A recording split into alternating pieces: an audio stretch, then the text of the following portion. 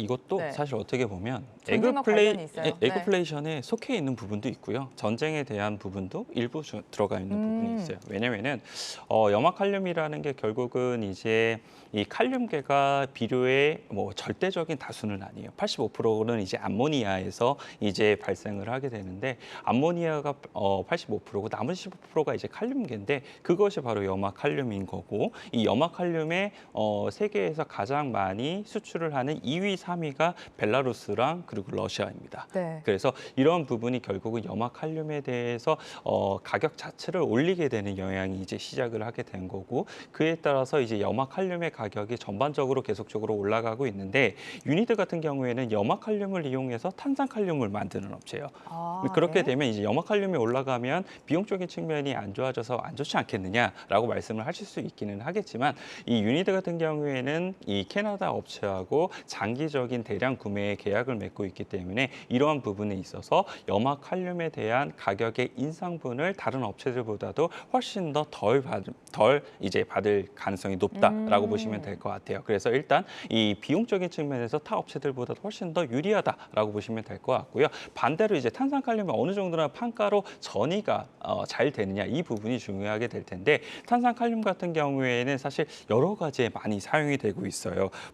보게 되면은 이제 태양광이라든지 아니면은 화학이라든지 여러 가지 부분에 사용이 되게 되는데 이 원재료 비용에서 워낙 미치는 이 비중이 낮기 때문에 예를 들어서 원가가 1,000원인데 거기서 10원짜리 이제 원가 재료가 있으면 네. 그게 11원에서 12원 되는 건 그렇게 크게 어렵지가 않잖아요. 하지만 그 이제 원재료를 납품을 하고 있는 업체들 같은 경우 판가가 10에서 20%가 올라가는 거거든요. 아. 그런 점을 생각을 해봤을 때는 유니드가 이런 부분에 있어서 판가 정의가 용이하고 이렇게 스프레드가 더욱더 벌어질 수 있는 부분이 있다라고 보시면 될 것 같습니다. 그래서 일단 본업에서 이러한 실적에 대한 부분이 상당히 좋아진다라고 보시면 될 것 같고요.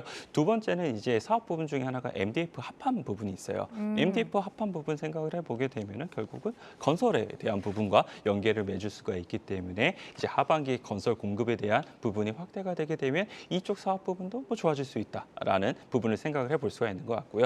마지막 이제 탄소 관련돼서 탄소 포집 관련된 부분이 탄산칼륨으로 이용될 수 있다. 이 부분이 사실상 예전에 이제 이 작년도 8월에서 9월 달에 10만 원에서 15만 원 후반까지 보낼 수 있는 모멘텀으로 작용이 됐던 부분이었습니다. 그런데 요즘 보게 되면은 탄소 국경세가 더욱더 강화된다라는 뉴스 플로어가 오늘 나오게 된 부분을 확인을 해보게 되면은 결론적으로 이제 탄소 중립에 대한 부분이 더욱더 확대가 되고 있고 그리고 시기도 더욱더 빨라지고 있는데 탄소 포집에 대한 니즈는 더욱더 올라갈 수밖에 없게 될 거고 그런 관점에서 봤을 때는 유니드의 이런 탄산칼륨